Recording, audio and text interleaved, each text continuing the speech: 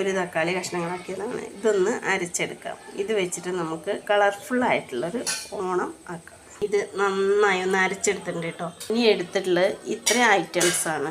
കുരുമുളക്, മുഴുവൻ മല്ലി, ചെറിയ ജീരകം, വെളുത്തുള്ളി, ഇഞ്ചി. ഇതൊന്ന് ചതച്ചെടുത്ത് ഇതെല്ലാം കൂടെ അമ്മയും ഇട്ട് ഇതേപോലെ ഒന്ന് ചതച്ചെടുത്ത് ചട്ടി വെച്ചു. എണ്ണയിൽ നമ്മൾ ചതച്ച് വെച്ച് കൂട്ടിട്ട് ഒന്ന് വഴറ്റി കൊടുക്കാം. ഒന്ന് വഴണ്ടായി വരുമ്പോൾ നമ്മൾ അടുത്തായി വയ്ക്കണ ഇതും ഒന്ന് വഴറ്റി കൊടുക്കാം.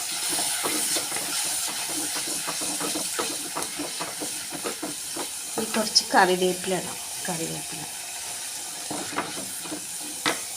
ഇതിലേക്ക് പിഴിഞ്ഞ് വെച്ചിട്ടുള്ള പുളി, വാളംപുളി വെള്ളമാണ് ഒഴിക്കാൻ പോകുന്നത്. അതും കൂടെ ഒഴിച്ച് ആവശ്യത്തിന് ഉപ്പിട്ടിട്ട് ഒന്ന് തിളപ്പിച്ചെടുക്കും. കായം ഒഴിച്ചുകൂടാത്തതാണ്, അതുകൊണ്ട് ഒരു കഷ്ണം കായ നമുക്ക് ഇട്ട് കൊടുക്കാം. ഒന്ന് തിളച്ച് വരട്ടെ, ഒന്ന് മൂടി വയ്ക്കാം. രസം നന്നായി തിളച്ച് വന്നിട്ടുണ്ട്, നല്ല മണമൊക്കെ വരുന്നുണ്ട്. ഇതിലൊരു കഷ്ണം ശർക്കരയും കൂടെ ഇട്ട് കൊടുക്കാം. ശേഷം വാങ്ങി വെച്ചിട്ട് ഇതൊന്ന് താളിച്ചെടുക്കും.